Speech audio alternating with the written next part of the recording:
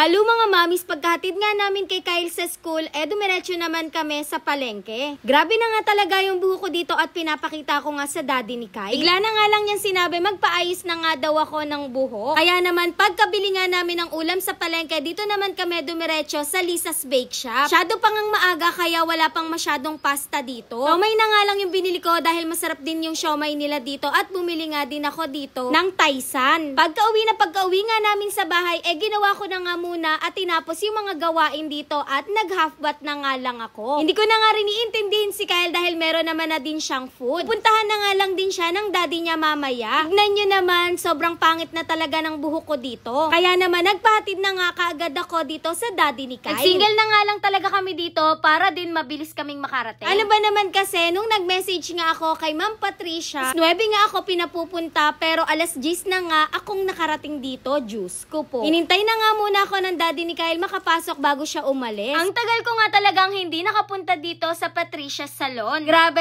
itong salon nga lang talaga na to ang hinahanap-hanap ng buhok ko. Pagkadating ko nga dito, nakita ko kagad yung owner nitong salon na to. Tapos, chinek niya kaagad yung hair ko. After mabanlawan, chinek niya nga ulit dahil mas makikita nga daw yung sira ng buhok ko kapag sinampo yung buhok ko. Grabe, ang daming pinaliwanag sa akin pero ang mas naintindihan ko nga lang, hindi na nga muna daw pwede i-highlights itong buhok ko. Dahil naglalagas-lagas na nga talaga to at nagpuputol-putol. Masyado na nga din talagang rubberize. Hindi na kasi talaga ako nakakapunta dito, kaya naman hindi na talaga masyadong naalagaan yung buhok ko. Dami na din kasi talagang ganap, kaya naman hindi na rin napaalagaan. Tapos, ilang beses nga din talaga akong nag-DIY ng color sa buhok ko. Di din pala kasi talaga basta-basta dapat kinukulayan yung mga buhok natin. So, ayan, ako pa nga lang talaga yung tao dito. Paano ba naman kasi? By schedule nga lang talaga sila dito at buti na nga lang talaga napagbigyan nga nila ako. Wala akong masabi dito sa salon na to. Lalo na sa owner hanggang sa staff niya. Sobrang ingat at maalaga nila sa customer nila.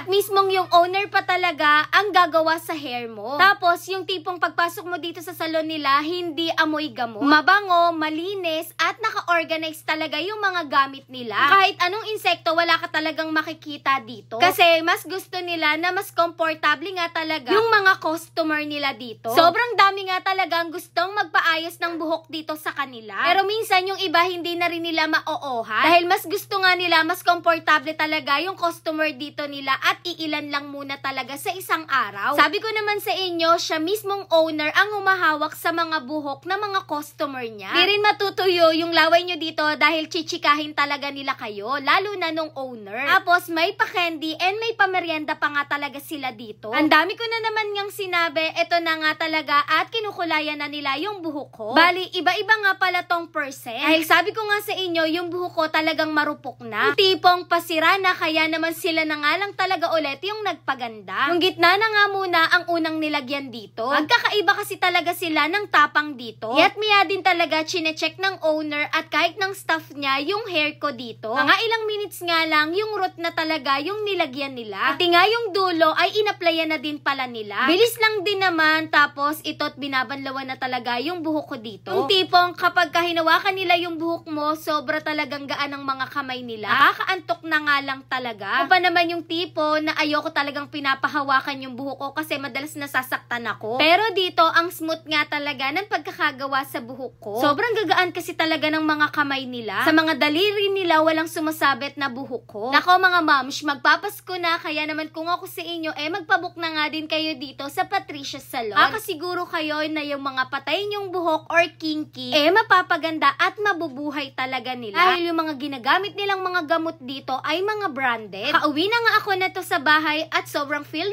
ko nga talaga yung hair ko dito. Deserve nating mga nanay to. Yun lang. Thanks for watching. Bye-bye.